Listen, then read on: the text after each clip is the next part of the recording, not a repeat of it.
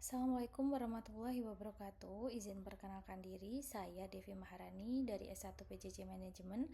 Pada kesempatan kali ini saya akan mempresentasikan terkait analisis keamanan informasi pada sektor publik, yaitu penerapan standar dan strategi keamanan informasi pada Direktorat Jenderal Bea dan Cukai. Mengapa keamanan informasi DJBJ bersifat kritis?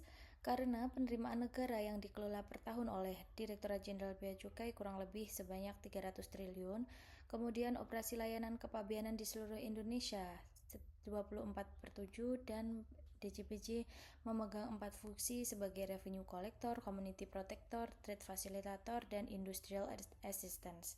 Digitalisasi memperluas attack surface (CISA) yang merupakan aplikasi dari Bea Cukai terhubung dengan INSW, NLE, perbankan persepsi, kementerian dan lembaga penerbit perizinan, serta ribuan pengguna jasa, sehingga gangguan pada satu simpul dapat melumpuhkan arus barang nasional.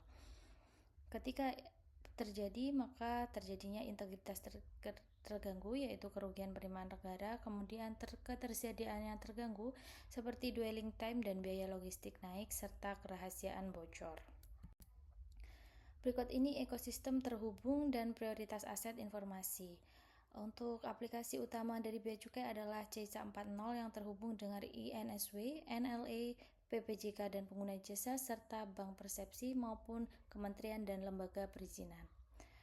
Prioritas atribut keamanan per proses bisnis, kerahasiaannya berupa data intelijen, profil resiko, dan data pribadi pengguna jasa, kemudian keutuhan terkait nilai pabean, klasifikasi barang, dan perhitungan bea masuk, serta ketersediaan penjaluran dan pengeluaran barang di pelabuhan maupun di bandara.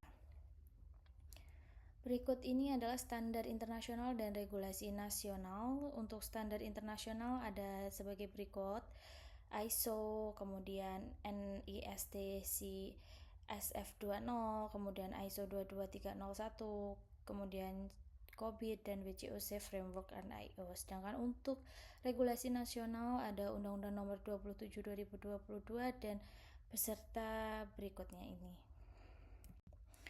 Untuk peta ancaman prioritas terhadap sistem dari Bea Cukai yang dari level tinggi ke sedang, yang pertama ada ransomware berupa phishing dan VPN rentan sehingga berpotensi menghentikan layanan nasional. Kemudian adanya serangan DDoS, botnet dan amplification menyerang portal pelayanan pengguna jasa. Kemudian ada juga manipulasi oleh orang dalam yang berupa penyalahgunaan hak akses istimewa untuk mengubah data pabean. Kemudian adanya kebocoran data pribadi yang berupa salah konfigurasi dan antarmuka API yang terekspos publik. Kemudian juga eksploitasi aplikasi web, injection dan broken access control pada layanan daring, dan rantai pasok perangkat lunak pustaka pihak ketiga tersusupi oleh pengembang. Dan berikut ini estimasi kematangan terhadap NIST CSF 2.0. Temuan utamanya berfungsi preventif, govern, identify, dan protect yang lebih matang daripada fungsi reaktif, detect, respond, dan recovery, polakas pada organisasi sektor publik. Kemudian pada klausul ISO atau AIC 27001 tahun 2022 memadai konteks organisasi dan kepemimpinan, kemudian cukup pengendalian operasional, dan perlu penguatan pada perencanaan risiko dengan evaluasi kinerja dan peningkatan. Berikut ini 6 kesenjangan utama yang perlu ditutup. Yang pertama, deteksi terpusat. Pemantauan belum menjangkau seluruh sistem dan lokasi kantor pada Bea Cukai. Kemudian adanya resiko pihak ketiga, mitra dan PPJK belum tunduk pada persyaratan keamanan setara. Ketiga, tata kelola API, pertumbuhan integrasi melampaui inventaris dan pengujian keamanan. Keempat, ancaman orang dalam, pengawasan akun istimewa masih bertumpu pada prosedur dan bukan teknologi.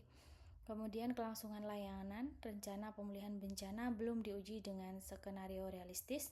Dan yang keenam, sumber daya manusia, kebutuhan tenaga ahli terus bertumbuh intensif daripada kemampuan rekrutmen teknologinya.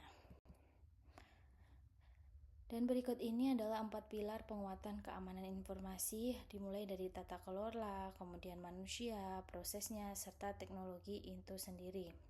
Untuk tata kelolanya, selera resiko cyber ditetapkan pimpinan, kemudian indikator keamanan masuk kontrak kinerja dari unit. Untuk pilar manusia, pelatihan berbasis peran simulasi phishing berkala, dan perlu diadakan sertifikasi dan retensi talenta. Kemudian untuk prosesnya, menggunakan manajemen risiko pihak ketiga, playbook insiden, uji pemulihan bencana terjadwal, serta teknologinya harus berarsitektur zero trust berlapis, kemudian identitas, segmentasi, deteksi, dan pemulihannya. Berikut ini prioritas teknis menuju arsitektur zero trust. Yang pertama, identitas MFA menyeluruh untuk akses istimewa dan jarak jauh, privilege access management dengan perekaman sesi. Kemudian jaringan, segmentasi, dan mikrosegmentasi memisahkan lingkungan produksi, pengujian, dan administrasi. Kemudian deteksi, SIAM terpusat diperkuat SOAR dan endpoint detection and response untuk mempersingkat waktu deteksi. Kemudian aplikasi DevSecOps dengan pengujian otomatis, software bill material, dan API gateway terkelola. Dan datanya harus terenkripsi saat transit dan saat disimpan, pengelolaan kunci terpusat, serta data loss prevention. Kemudian pemulihan strategi cadangan 32110 dengan salinan immutable dan uji pemulihan tahunan yang menyeluruh. Berikut ini adalah implementasi peta jalan 3 tahap. Untuk jangka pendek 0-12 bisa dilakukan inventarisasi aset dan API. MFA menyeluruh yang lebih dari 95%, kemudian penyusunan playbook insiden, kemudian uji pemulihan bencana pertama. Kemudian untuk yang jangka menengah 12 sampai dengan 24 bulan bisa dilakukan penguatan SOC dan CM, penerapan PAM menyeluruh, DevSecOps di seluruh pengembang, kemudian program resiko pihak ketiga. Dan untuk jangka panjangnya 24 sampai 36 bulan, arsitektur Zero Trust, sertifikasi ISO dan EIC 27001-2022, analitik perilaku pengguna, serta otomatisasi respon insiden.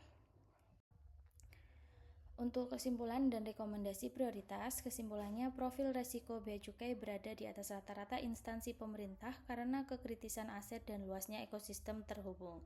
Fondasi tata kelola telah terbentuk, namun kematangan fungsi detek, respon, dan recover masih tertinggal.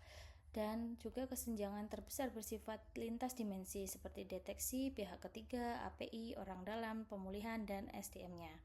Kemudian berikut adalah 3 rekomendasi utama. Yang pertama, prioritaskan deteksi dan respon. Dampak keterlambatan deteksi bersifat eksponensial terhadap kerugian. Kemudian 2, tuntaskan MFA dan PAM, kendali dengan rasio manfaat terhadap biaya paling tinggi.